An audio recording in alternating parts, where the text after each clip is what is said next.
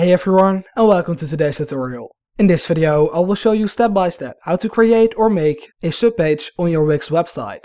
Now without further ado, let's get right into it. The first thing you need to do is to go over to the Wix editor, and then you want to go over to add and click on section to page or page to actually create the page you would like to turn into a subpage. Now I'll go ahead and select a pricing plans page and click on add this page. Now once you've done that, you'll see that when you go over to the website menu, you've got all the pages, and the plans and pricing page is one of them. However, I would like to turn this page into a subpage. So what you need to do is to go over to all the pages in the top left and click on the drop down menu. Now before, you could just drag it to the right to turn it into a subpage, but as you can see, that's not possible anymore. So what you need to do is to click on edit menu, and then you can click on the three dots right here to set it as a sub item, which is another word for sub page. Or you can just grab it by the four dots right here and drag it to the right. Now once you've done that, you'll see that once again your page turns into a subpage. But please be aware that if you set your subpage to,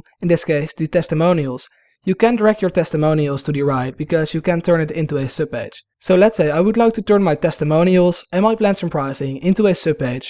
I would need to go over to these testimonials first, drag it to the right, and then I would need to do the same for my plans and pricing. And now as you can see, when I go over to my shop page, I've got the testimonials and the plans and pricing as a subpage. And when you go back over to all the pages, you won't actually see that those two pages are subpages. However, once again, if you click on edit menu, you'll see that indeed they are subpages. And if you would like to edit your subpages, you need to go over to the drop down menu and select the page you would like to edit right here.